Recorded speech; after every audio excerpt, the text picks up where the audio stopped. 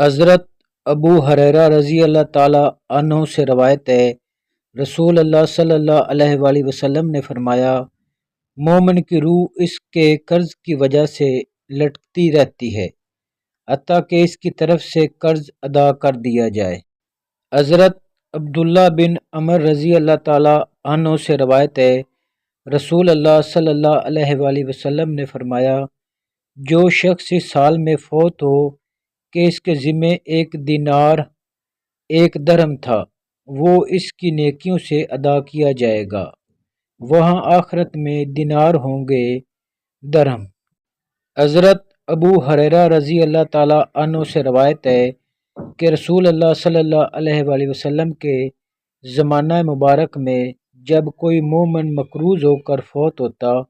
تو رسول اللہ صلی اللہ علیہ وآلہ وسلم اس کے بارے میں پوچھتے اور فرماتے، کیا اس نے اپنے قرض کی ادائیگی کا سامان چھوڑا ہے؟ اگر لوگ کہتے ہاں تو آپ صلی اللہ علیہ وآلہ وسلم اس کا جنازہ پڑھاتے، اور اگر لوگ کہتے نہیں تو آپ صلی اللہ علیہ وآلہ وسلم فرماتے، اپنے ساتھی کا جنازہ پڑھ لو۔ جب اللہ تعالیٰ نے اپنے نبی کو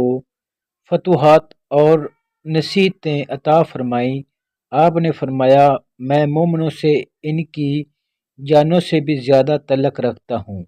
اس لیے جو کوئی مقروض فوت ہوگا تو اس کے قرض کی ادائیگی میرے ذمہ ہے، اور جو کوئی مال چھوڑ کر فوت ہو جائے گا